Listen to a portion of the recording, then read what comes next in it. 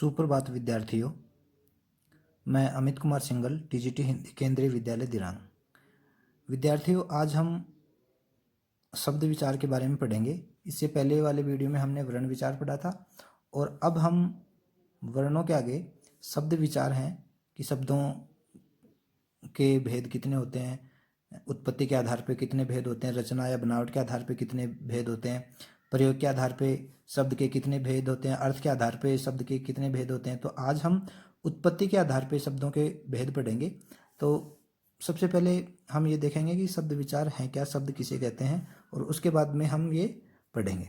तो चलिए देखते हैं। एक अथवा अनेक ध्वनियों के संयोग से वर्ण बनते हैं। एक या अनेक ध्वनियों के संयोग से क्या बनते हैं? वर्ण बनते हैं। तो अनेक वर्णों के व्यवस्थित समूह से शब्द बनते हैं। शब्द किससे बनते हैं? अनेक वर्णों के व्यवस्थित समूह से क्या बनते हैं? शब्द बनते हैं। वर्णों के संयोग से बना स्वतंत्र सार्थक ध्वनि समूह जो वाक्य में प्रयुक्त होकर हमारे विचार को प्रकट करता है, उसे शब्द कहते हैं। अब इसमें ध्यान देने वाली बात है, वर्णों के संयोग से बना स्वतंत्र शब्द कैसा होता है? स्वतंत्र, सार्थक भी होना चाहिए, और ध्वनि समूह जो वाक्य में प्रयुक्त होकर हमारे विचारों को प्रकट करता है, उसे शब्द कहते हैं। वस्तुतः वर्णों का सार्थक समूह ही शब्द कहलाता है। वर्णों का सार्थक समूह क्या कहलाता है? शब्द कहलाता है। क्यों? क्योंकि उसका कोई सार्थक अर्थ निकलना चाहिए, मीनिंग निकलना चाहिए। किसी भी ध्वनि समूह को जिसका कोई अर्थ नहीं निकलता, शब्द नहीं कहा जा सकता। जैसे मैं, कैन है, मकन का कोई अर्थ नहीं है। वर्णों के संयोग से बना एक ध्वनि समूह है, किंतु इसका अर्थ न होने के कारण इसे शब्द नहीं कहेंगे। क्यों? क्योंकि इसका कोई अर्थ नहीं निकलना चाहिए, अर्थ नहीं निकल रहा है। इसका कोई सार्थक अर्थ निकलेगा या निकलना चाहिए, तभी हम इसको शब्द मानेंगे।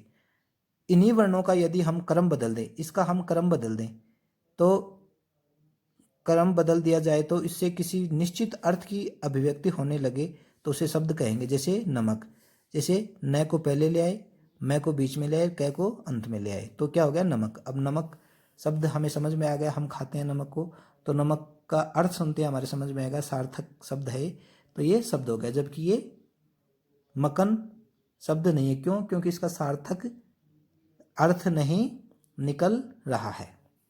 तो वर्णों का सार्थक समूह ही क्या कहलाता है? शब्द कहलाता है। शब्द क्या कहलाता है? वर्णों का सार्थक समूह है।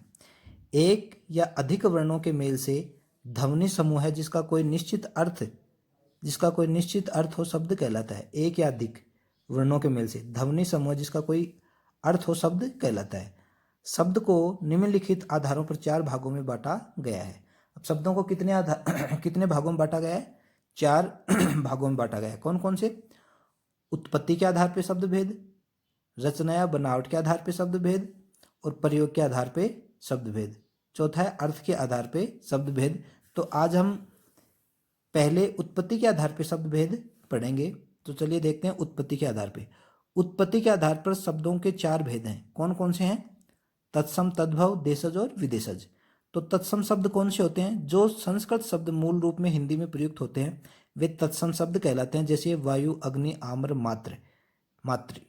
तो ये तत्सम शब्द है। तत्सम शब्द, या दूसरे शब्दों में हम कहें कि वे शब्द जो सीधे संस्कृत से हिंदी में आए हैं उन्हें हम तत्सम शब्द कहते हैं। दूसरा है तद्भव शब्द।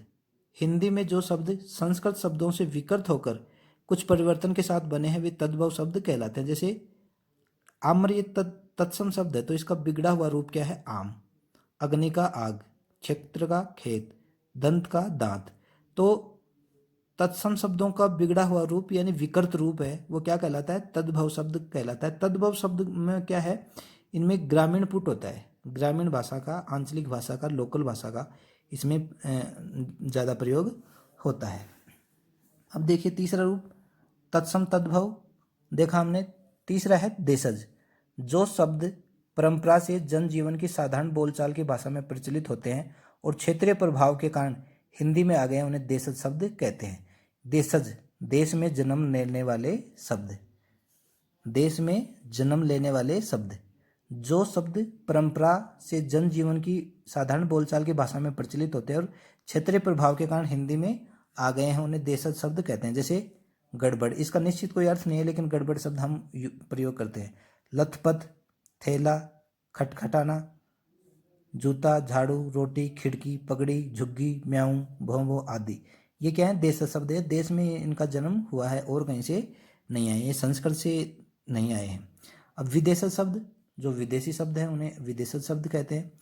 हमारे देश में अनेक विदेशी आए, उनके संपर्क के कारण हिंदी में अनेक विदेशी भाषाओं के शब्द आ गए।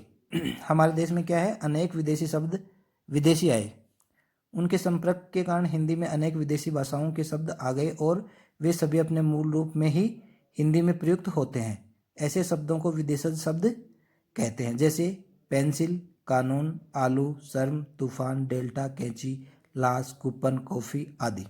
तो ये क्या है? ये सब विदेशी शब्द हैं। तो उत्पत्ति के आधार पर शब्द कितने प्रकार के हुए? 4 प्रकार के, तत्सम, तद्भव, देशज और विदेशज। अब हम इस तालिका के माध्यम से तत्सम तद्भव शब्दों का इनका अभ्यास करेंगे, क्योंकि इनमें से जैसे कोई शब्द दे दिया, आग दे दिया, आग का तत्सम शब्द क्या होगा, या अग्नि का तद्भव शब्द क्या होगा, ऐसे परीक्षा में पूछ लिया जाता है। तो देखिए, अग्नि का आग, अंधकार का अंधेरा, अस्थि का हड्डी, अर्ध का आधा, अंध का अंधा, अश्रु का आंसू, अक्षी का आंख, अद्य का आज, अग्र का आगे, क्षीर का खीर, क्षेत्र का खेत, गणना गिनती, गदर गधा। तो ये तत्सम शब्द हो गए, तत्सम से तद्भव हो गए। शुद्ध शब्द क्या है? आमर, और इसका तद्भव बिगड़ा हुआ रूप आम। आश्रय, आसरा, आश्चर्य, अचरज, उज्ज्वल, उजला, उल्लुक, उल्लू, उष्ट, ऊंट। हम देखो ऊंट ऊंट करते हैं, लेकिन ये मूल शब्द क्या है?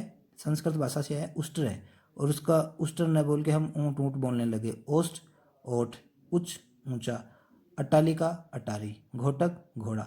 अब ये देखो, घोड़ा है, ये तद्भव शब्द है, हम घोड़ा घोड़ा बोलते हैं, तो हमें कई शब्दों को पता नहीं होता कि ये तद्भव या तत्सम है। तो इनका पता कैसे चलेगा? जब हम व्याकरण का बार बार अध्ययन करेंगे। घोड़े का क्या है? घोटक, और घृत का घी, चंद्र का चांद। अब देखिए, चांद चांद कहते हैं, जबकि तत्सम शब्द क्या है? इसका चंद्र है, चंद्रिका का चांदनी। कर्म, काज, काष्ठ, काट, कर्म, काम, कृष्ण, किशन। तो देखिए, किशन ये कृष्ण से बना है। कपोत, कबूतर। अब कबूतर किससे बना है? कपोत से बना है। कुठार, कुलाड़ा, कुलाड़े का प्रयोग करते हैं जबकि कुठार होता है। कुम्हार, कुंभकार होता है। कुआ, कूप होता है। जीभ, ये जीभ देखो कितनी बार शब्द प्रयोग में आता है, और जीभ का शुद्ध रूप क्या है? जिह्वा। तुरंत, त्वरित। दांत का दंत, और ये दंड है, डंडा हो गया। दंड शब्द संस्कृत से है। दुग्ध, दूध, दुर्बल, दुबला।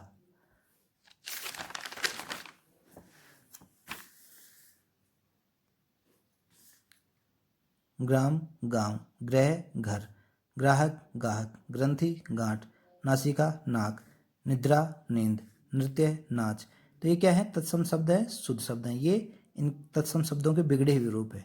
नृत्य, नाच, नव, नया, नो, नग्न, नंगा, पक्षी, पंछी, पृष्ठ, पीठ, प्रस्तर, पत्थर, प्रहर, पहर, पर्यंक, पलंग, बाहु, बाह, बिंदु, बूंद, भिक्षा, भीख, सर्प, सांप, सौभाग्य, सुहाग, सवर, सुर। ऐसे ही है। चर्म, चाम, चूर्ण, चून, चेत्र, चेत, छिद्र, छेद, छत्र, छाता, भ्रातर, भाई, भरमर, भौंरा, भगिनी, बहन, मस्तक, माथा, मयूर, मोर, मुख, मुँह, मुष्टि, मुट्ठी, मक्षिका, मक्खी, मित्र, मीत, मौक्तिक, मोती, मृतिका, मिट्टी, मिष्ट, मीठा, मृत्यु, मौत, सूत्र, सूत, स्तन, थन, हस्त, हाथ। ऐसे ही और शब्द हैं, देखिए, तत्सम शब्द हैं और इधर इनके बिगड़े हुए रूप हैं।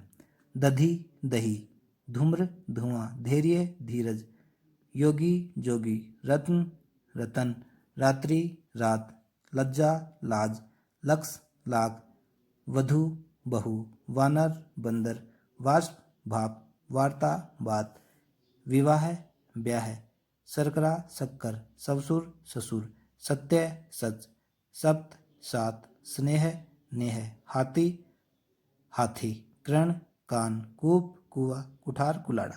तो ये हमें इनका अभ्यास कैसे करना है, पहले हम तद्भव शब्दों को पढ़ेंगे, फिर इनके शुद्ध रूप को पढ़ेंगे। या फिर आप इस तरह से कर सकते हैं, आपको ध्यान रखना है इनको कि तत्सम शब्द तो कैसा होता है, तद्भव कैसा होता है। अब जैसे ग्राम है, तो ये दोनों शब्द आपने पढ़े, तो आपको ये पता होना चाहिए कि ग्राम तत्सम शब्द है, गांव तद्भव शब्द है। घर तद्भव शब्द है, गृह तत्सम शब्द है। गाहक तद्भव है, ग्राहक तत्सम शब्द है। ऐसे आपको अभ्यास करना है और ये चीज़ें बार बार अभ्यास करने पर ही आएंगी और ये परीक्षा की दृष्टि से बहुत ही महत्वपूर्ण है। हमें इनका बार बार अभ्यास करना है, इनका बार बार अध्ययन करना है। नमस्कार।